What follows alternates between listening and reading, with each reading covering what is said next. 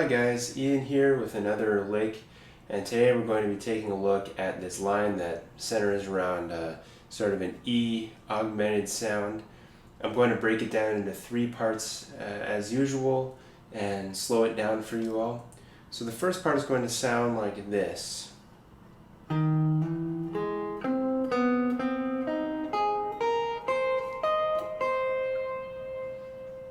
Alright, so we're starting on the 6th fret, and we're going to hammer on to the 7th fret. Sorry. And then we're going to pick the 6th fret D string, play 5, 4, 5 on the G string, bar the 4th frets on the B and high E with your index finger, play the 6th fret on the high E, followed by the 8th fret, the 11th fret with your pinky, and then the 8th fret again with your index. So that section slowly.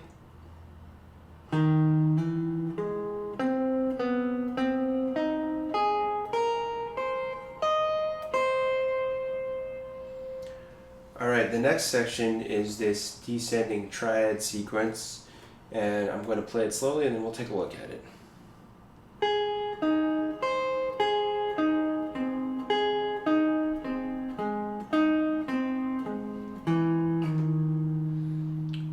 So what's going on here is that we're superimposing a triad over that E sound to give you the augmented sound. So the triad, you can hear it already, you get that flat 13 sound.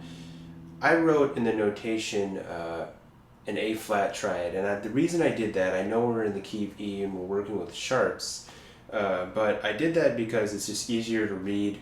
Because if I wrote a G sharp triad, you would have the B sharp in the notation, and it's just kind of obnoxious to try to sight read. So that's why I changed it over for that section to A flat, if you were curious.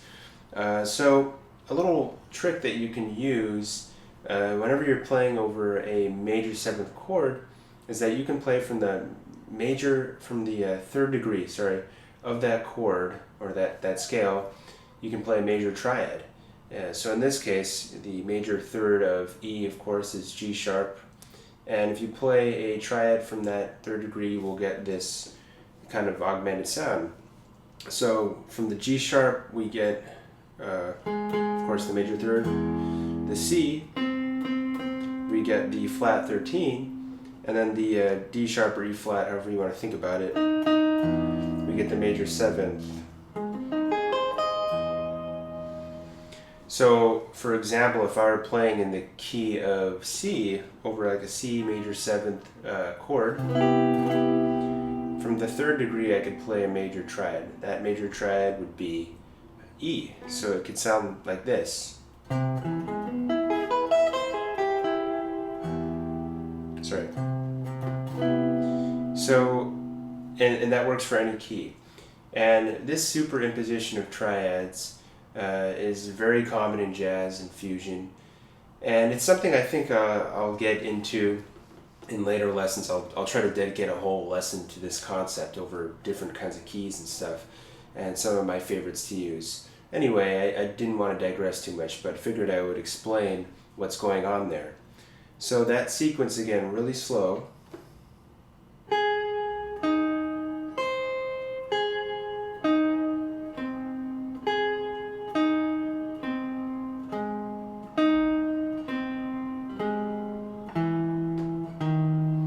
We're going to slide from the 7th to the 6th fret, and that'll set us up for the rest of the lick, which will sound like this.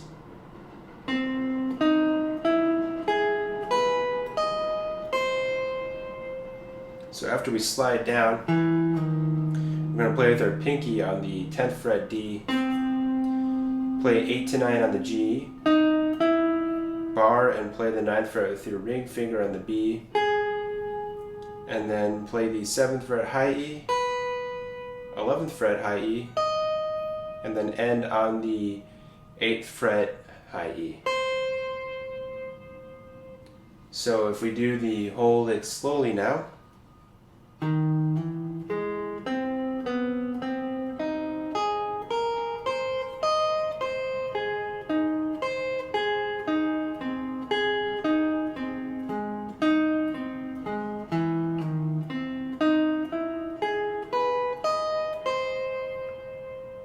And a little bit faster.